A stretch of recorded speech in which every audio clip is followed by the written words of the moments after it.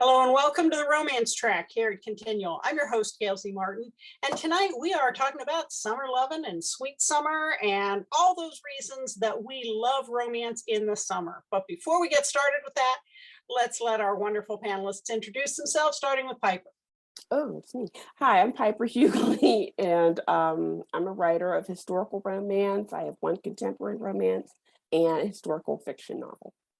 Okay, Liv. Hi, I'm Liv, and I write gay romance, MM, paranormal or historical, or sometimes both. Stephanie. Hi, everybody. My name is Stephanie Burke, also known as Flash. I'm a USA Today bestselling author of about 100 books in my catalog so far. I write LGBTQ+, I write erotica, I write romance, sci-fi, hard sci-fi, basically anything that catches my attention. But one of my first loves is romance, so I'll always go back to that. Nice. Seressia. Hi, everyone. I'm Seressia Glass. I write contemporary romance, rom-coms, and urban fantasy, as well as paranormal romance. Janet. Janet.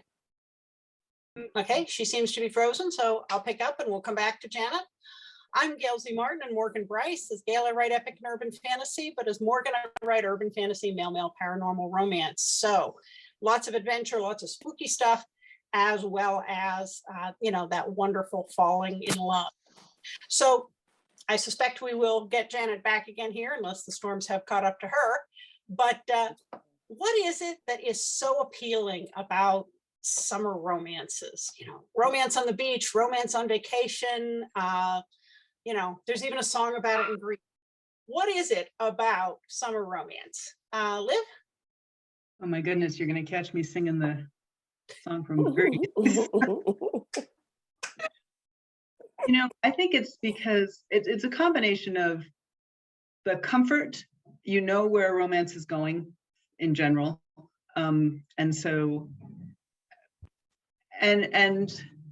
the sort of fun of seeing somebody who's pulled way out of their normal environment and has to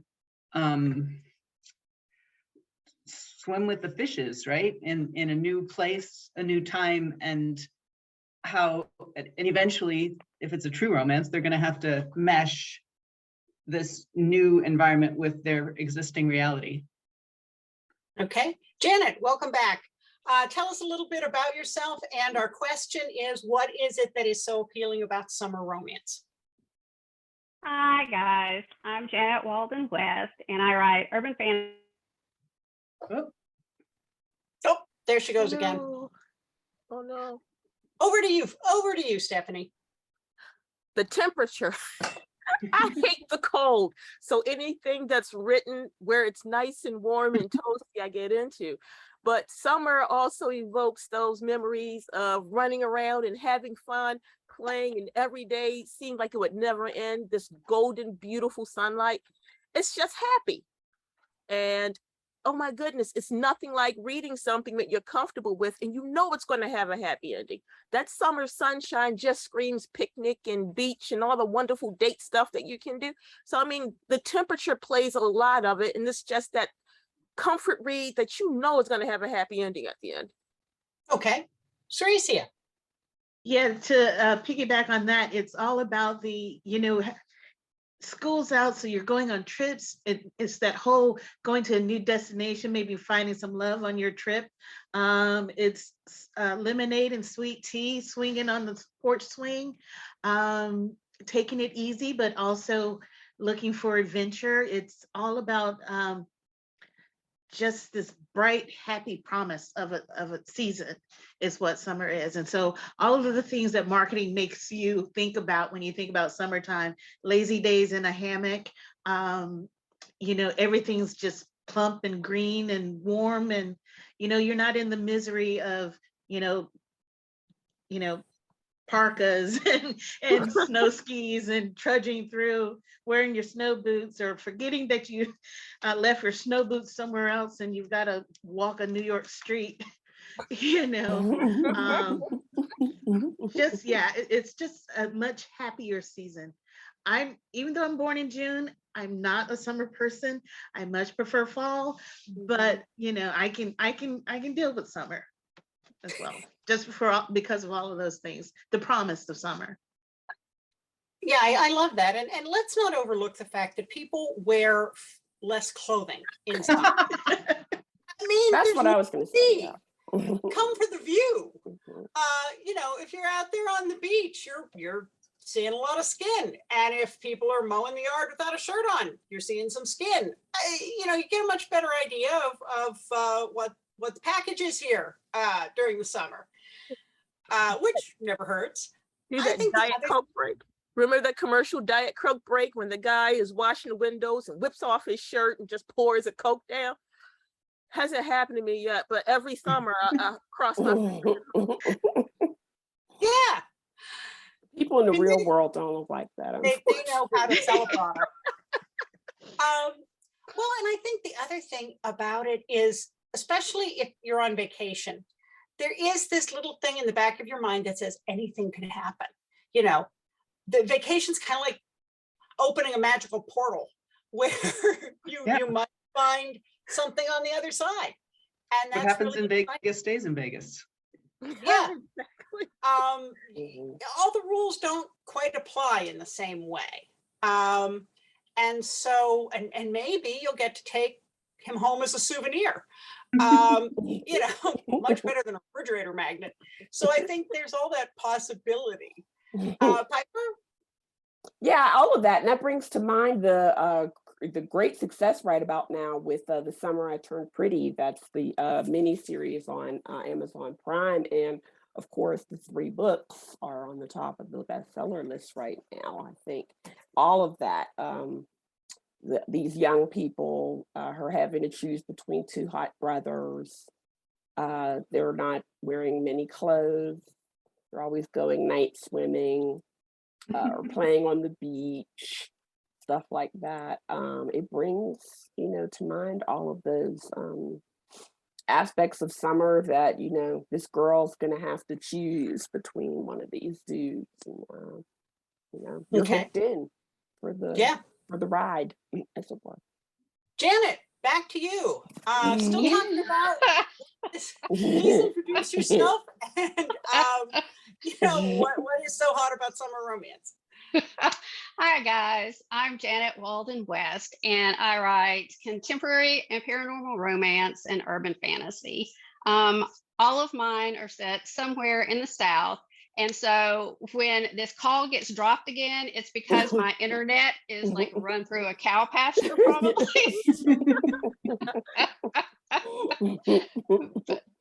But what is so hot about summer? It is the best season ever. You run around, minimal clothes, pools, beach, hot guys.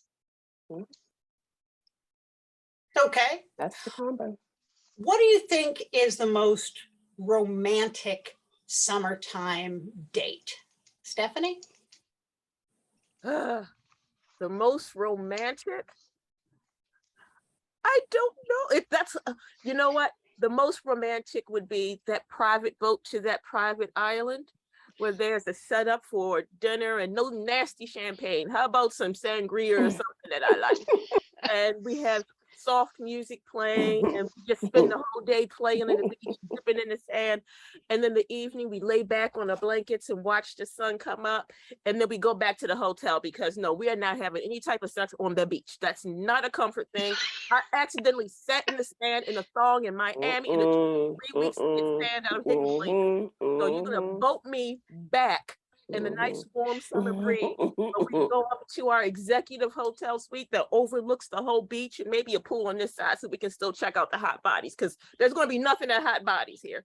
And then have a nice romantic explicit evening followed by I get bathed and my hair gets washed and he goes in the kitchen and makes me a sandwich and then I can just fall asleep nice and comfortable. I think that's pretty good.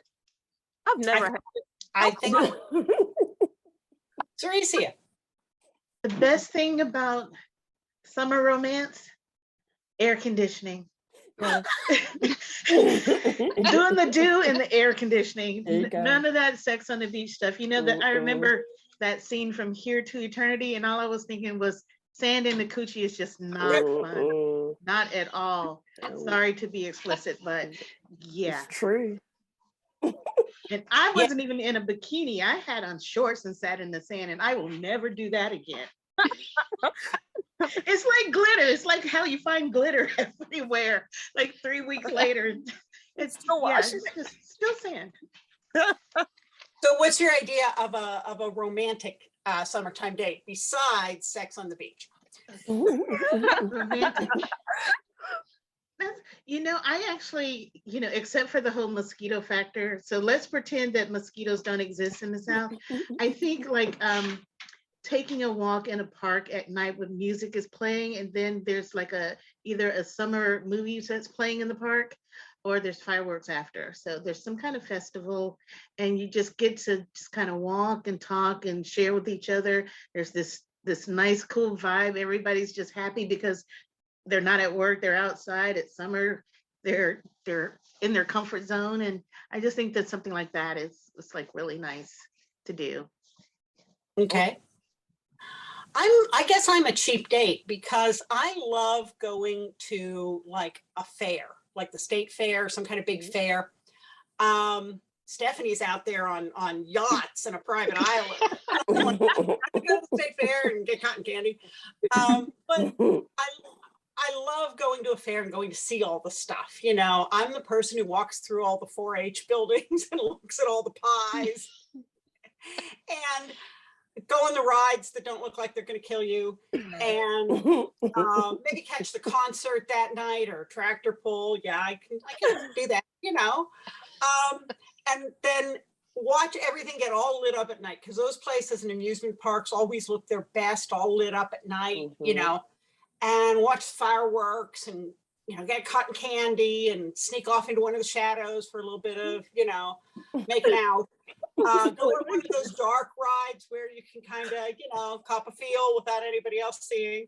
Tell me more.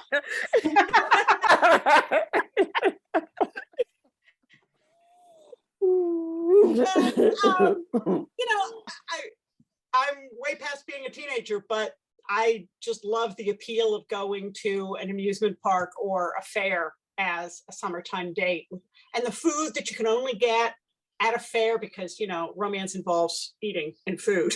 And so all that stuff you can only get there, none of which is good for you, all of which tastes great.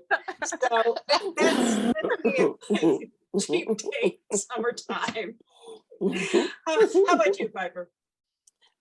Yeah, well, the eating is, you're right, it's part of it. So what I like to do, my husband and I get to do occasionally, is go to some on the water location and eat seafood by the water. We do like to do that from time to time. So it's that's what we like to do.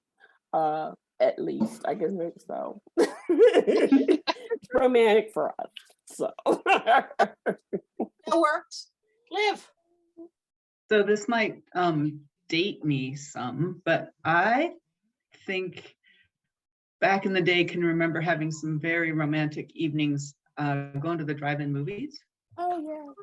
Because you pull up, it's just you and someone that you're there with, and the little speaker, and you got your popcorn and your soda and the movie. And if the movie's no good, you actually have other entertainment to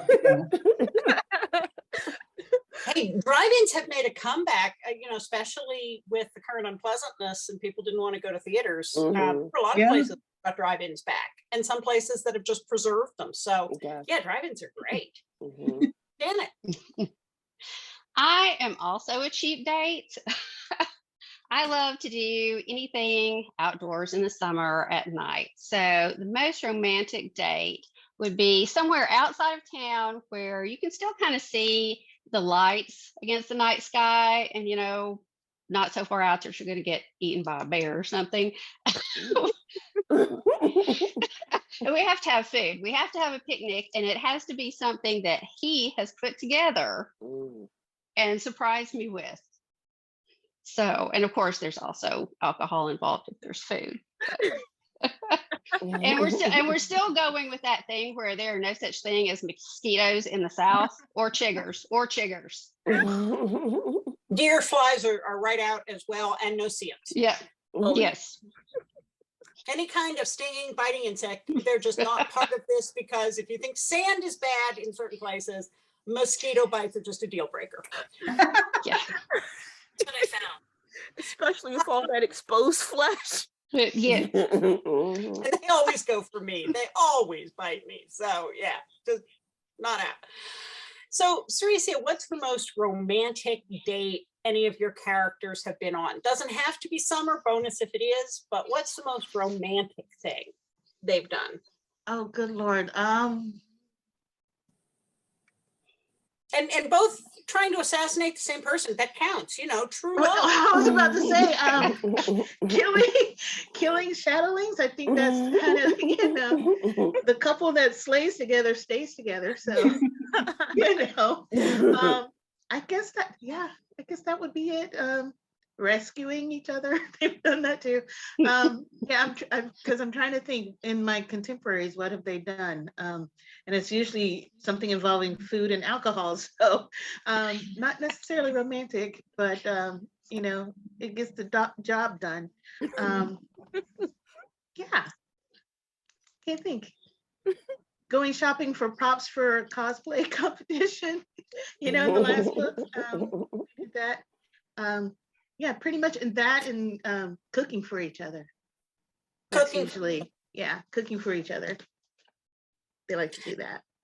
I've got 2 series that are set in beach towns. So going for a walk on the beach is, you know, always romantic, especially when you have characters that never thought they were the walk on the beach kind of person, and now suddenly find this very appealing because they're with him. And so I didn't grow up being a beach person either. There weren't any beaches around where I grew up. And I'm a wholly converted convert to, I love the beach. So if it could happen to me, it could happen to anybody. But yeah, I thought they hated the beach, on the beach, and finding out it's incredibly romantic. And yeah, this ocean thing isn't so bad. Piper?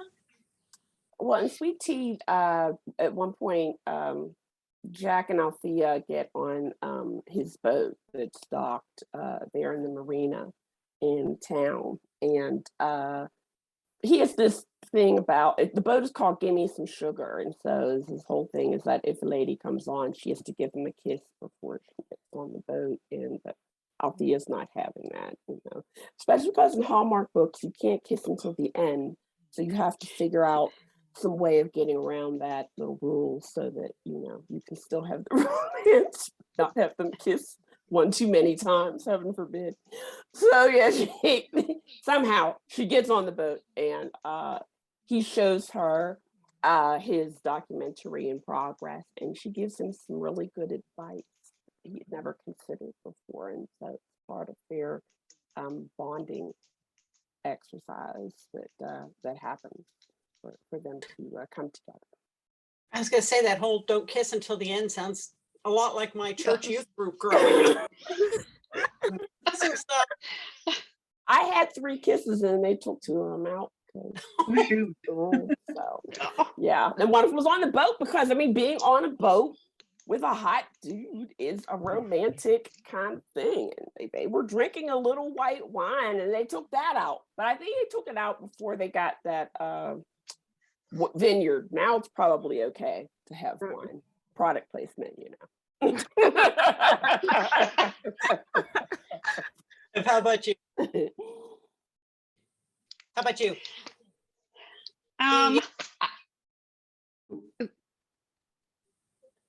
Oh, I'm going in a circle. I'll catch you in a minute, Janet. Liv, can you hear me?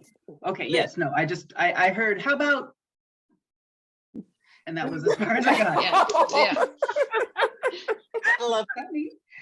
Okay, so I think this isn't technically a date exactly, but I think the most romantic scene in my mind that I've written is from a book called Lost and Found, which is set in 1920 Paris, and the point of view character, it's so it's shortly after World War I, and the point of view character was army doctor in the war and has some pretty significant baggage from that. And he is in Paris for reasons and having dinner with a gentleman who lives in the same like boarding house, whatever, that he does. And they've been sort of antagonistic, and somehow over the course of this evening, all of a sudden they're less antagonistic. And so this sitting in this cafe on Montmartre, up near the cathedral, I'm blanking on the name of the cathedral, Place de Terre, and just as there's a lot of description of the food that they're eating, and by the end of the dinner, they're sort of playing footsie under the table. And I think by the end of the night, they actually kiss, although that part's not particularly romantic unless you're like me and you think it is. How about you, Janet?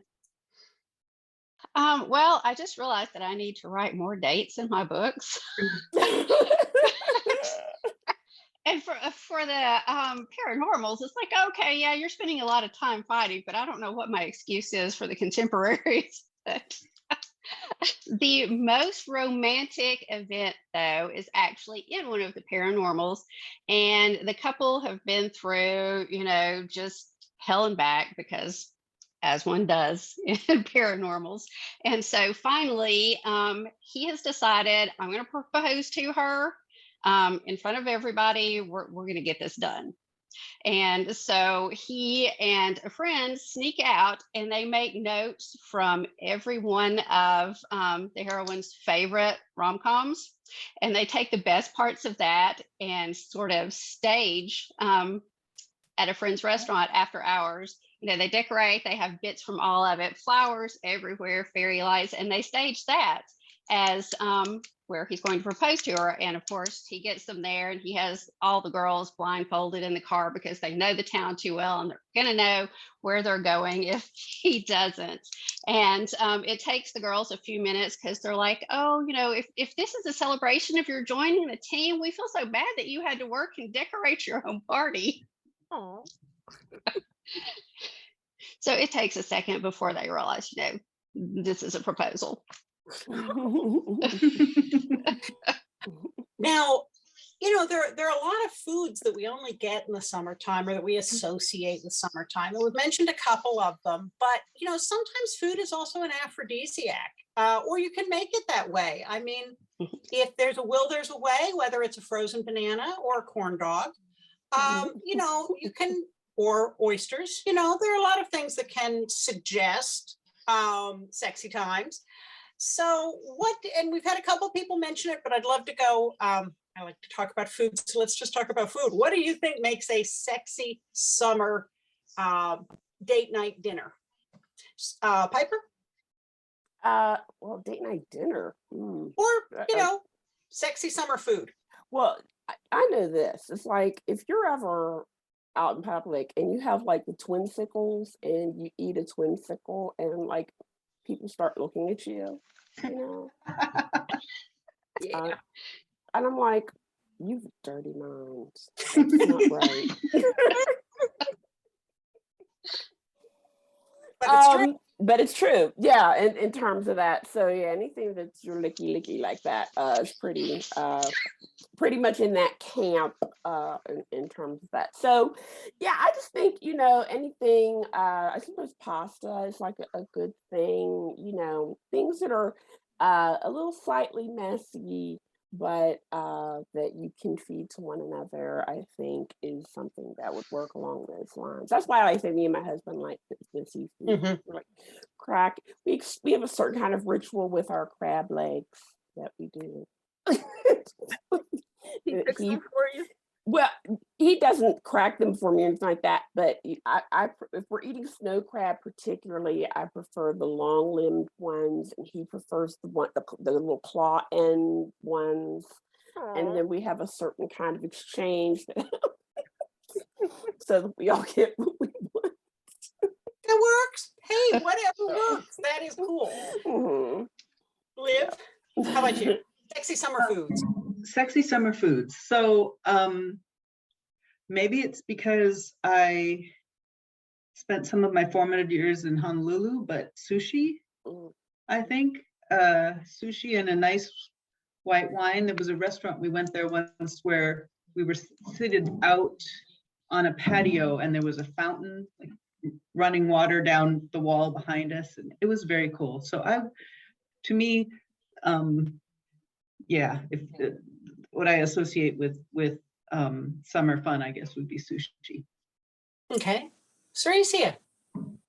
Well, to continue with the date that's like at the park or the night carnival or something like that, any food that is shareable, I think is great. So like, if you're feeding him cotton candy, anything you can feed to each other. So like the cotton candy, sharing an ice cream cone, feeding each other shrimp cocktail, things like that. I think, because you lock eyes and your mouth is open and seeing the tongue, and it's just all of this whole facial expression thing that's going on. So you're kind of, making love through the food that you're sharing. So, setting the groundwork for later. I like that. You Janet. must be a romance writer. Try that. How about you, Janet? I'm on the same page here. It has to be something sweet, and it definitely has to be something that you can share, and hopefully something that you can only get in the summer, like, peaches, overripe peaches, ice cream, something like that. And it has to be something that, you're either going to have to kind of like help clean each other up after it drips on you, or better yet, just decide there's no cleaning this shirt and we're just going to have to get rid of it right here. I can go for that. Stephanie. I'm gonna have to go with everybody else is going, but fresh fruit. I mean, you can seduce somebody from a distance with some fresh fruit. Some bite into a juicy piece of watermelon or peel into an orange and have it drip all down your hands and down your face and down your neck, and give him the hump, come hither look, because he wants to clean you up with his tongue. That type of thing, seducible food. And things that drip, it works the same for ice cream, snowballs.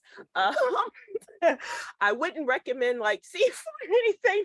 Not real sauce running down your mouth. Like, a little bit gross. But strawberries that you can dip in cream and bite and share. Just fruit. And fruit to me just screams summer. So yeah. And it's good for you, get a little roughage in your system with your carbohydrates.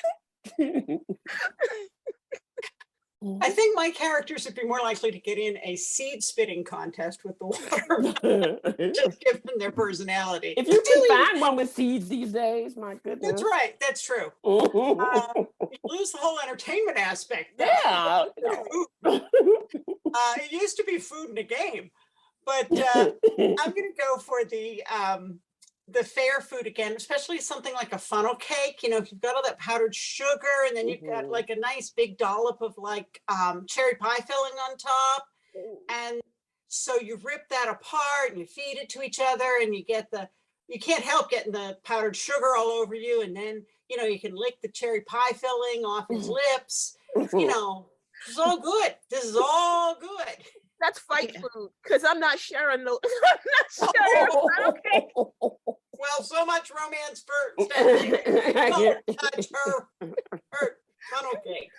I've been watching a lot of K-dramas, and they've been eating ice cream like crazy. And of course, one of them is a messy eater, so the other reaches out their thumb and just kind of do that. And next thing you know, they're licking on it, and the other person's just mesmerized by that.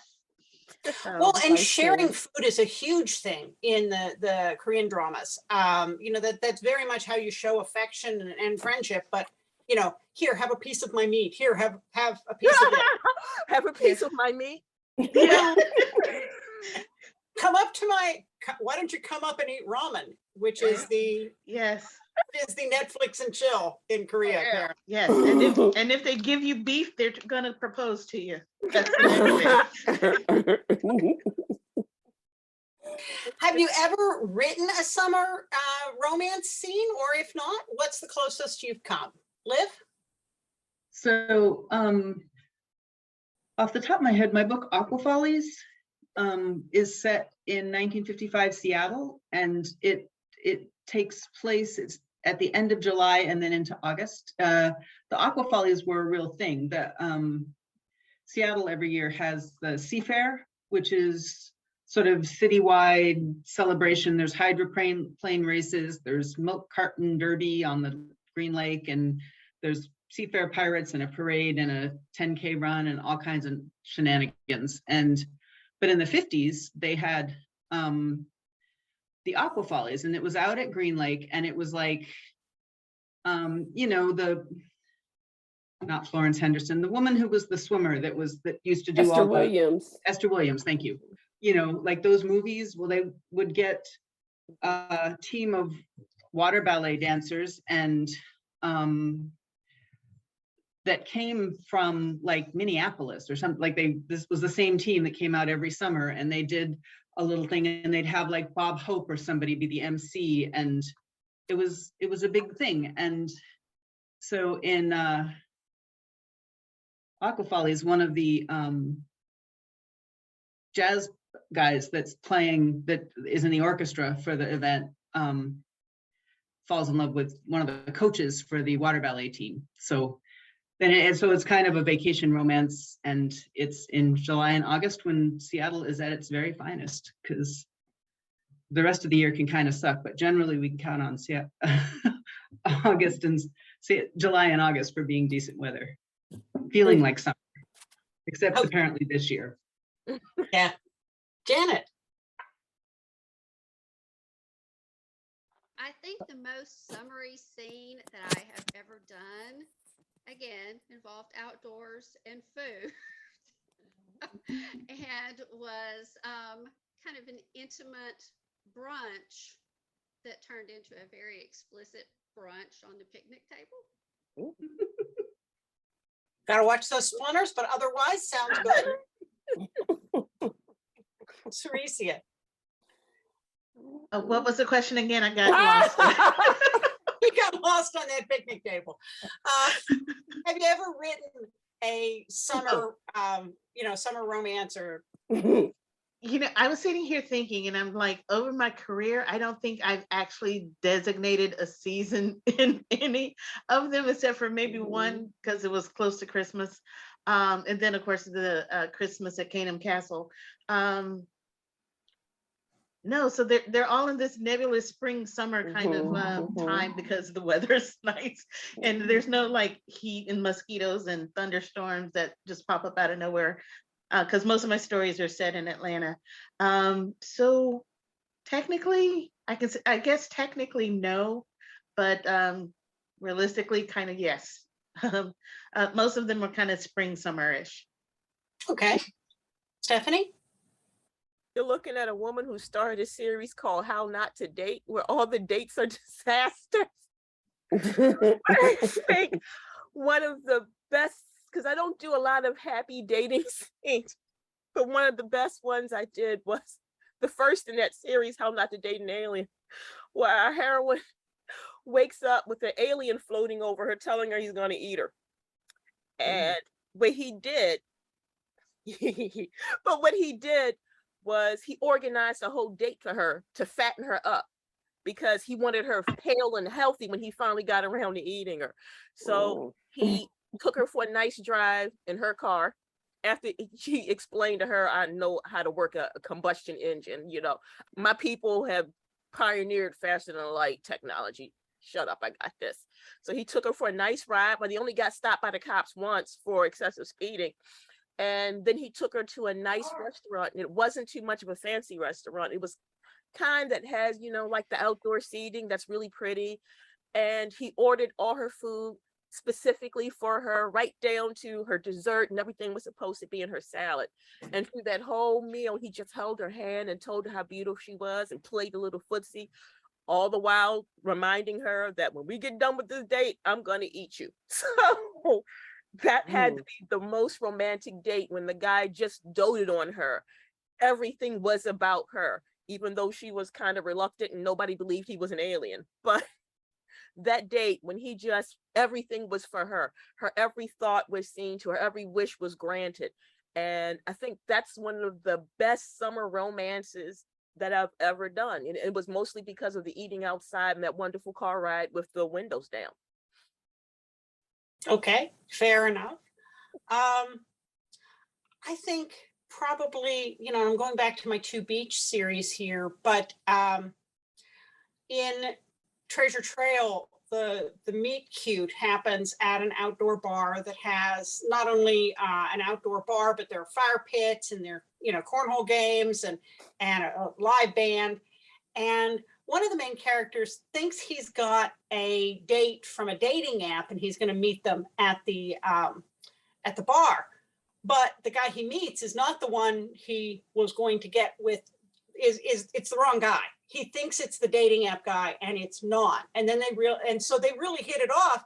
And then they realize it's not the right guy. And so the guy who isn't the dating app guy goes back with his friends, and then the dating app guy shows up and he's a real loser. And the guy who thought he really had found a good guy thinks the other guy is with somebody that's really just a friend. Actually, it's his cousin. And so they're not together. And so it's just kind of this whole, it's a meet cute that turns into a disaster and it gets complicated. And it's just kind of funny as they finally untangle it and realize they really could be together. Piper? Again, in SPT, there's another scene where they go to the woods to pick muscadines. But it's changed ever since the heroine's been away from home. And so part of it is that they get lost and they have to figure out how to get back out of the woods together and still hopefully get some of the muscadines that they need before they come out. So it's another one of those opportunities where they have to work together and come together, that close proximity kind of thing, but outside. Okay. Well, folks, believe it or not, we have blown through our time, as it always turns out. So before we end, let's give everyone a chance to say where people can find you online. And if you have a new, recent, or upcoming book, summer or not, please tell us about it. Stephanie, we'll start with you this time. Yay. Okay. You can find me at author Stephanie Burke online. All my social media links, my Instagram, my Facebook, my Twitter, all of them are listed right there. And as for a book, the latest one that I had dropped a few weeks ago, and it is The Dragon Lord. It's the second book in a trilogy about kind of a new world that's kind of stuck in a medieval time, and they're dragons, but the dragons, instead of a hoard of jewelry, he hoards women. So he has like an army of sacrificial women that's over 100 strong, ready to take on the army from the princess who ran from her mate. So book 2 of that, called Dragon Lord, just dropped not too long ago. And where do we find you? Oh, you can find me at author Stephanie Burke online. And okay. Like I said, all my social media links and things are there. Okay. Seressia. Well, you can find me on pretty much everything except for TikTok, because I don't know that newfangled stuff. I don't need one more thing, and I'm just not good at being on camera, which is why I was slow to Instagram too. But you know, if you can spell my name, let's see how I can point to it. If you can spell my name, you can find me online, because I don't know how many Seressias you guys know, but I only know me. There's one Belgian race motorcycle rider, but that's his last name. But other than that, it's his last name. There's a street in Belgium that's got my name, so maybe my grandmother went to Belgium and didn't tell anybody. She must have had a fling over there and wanted some memories. But yes, you can find me there. And as far as what I'm working on, I'm continuing my Geeks in Love rom-com it's kind of a series, but they're loosely connected. So Game On is the next one. Not sure when that's going to come out. And I'm working on rival science teachers with robotics teams. So that's the one I'm working on right now. Cool. Janet. We can't hear you. Janet Walden-West. Okay. Bit of a lag. Okay. You can find me everywhere under Janet Walden-West. I'm easy. And the latest book in my Region 2 paranormal romance just came out, Agent of Chaos. And we have some sexy, sexy farmers market action here. Nice. Liv. So I am Liv Rancourt, livrancourt.com, or some combination of Liv Rancourt, liv.rancourt on most social media except the TikTok thing because old. And my most recent release is Redeemed behind me. It's the third book in my Soulmate series, which was MMM Paranormal. And yesterday, I guess, and today, novella sort of follow-up to Redeemed.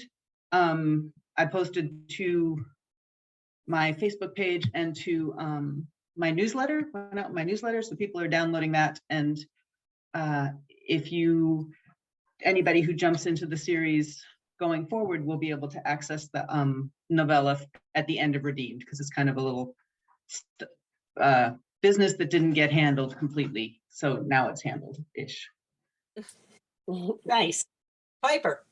You can find me at piperhuguley.com. You can spell last name. It's where you can find me. Facebook's Piper G Huguley. Twitter, where I mostly hang out, is at Piper Huguley, and Instagram is Piper_Huguley. And my newest is By Her Own Design, which is a historical fiction novel about the life of Anne Lowe, who was the Black woman who designed Jackie Kennedy's wedding dress, which is her rag to riches journey from small town Alabama to designing for the wealthiest women in the United States. And I'm pretty easy to find at gailzmartin.com, morganbrice.com. I'm on almost all of the social media platforms. And if you search for those names, you'll find me. But most of the time, I'm here on Continual. So thank you all so much for being here and being wonderful panelists. And thanks to all of you for watching and listening. There'll be more romance coming up on Continual, so we'll see you online.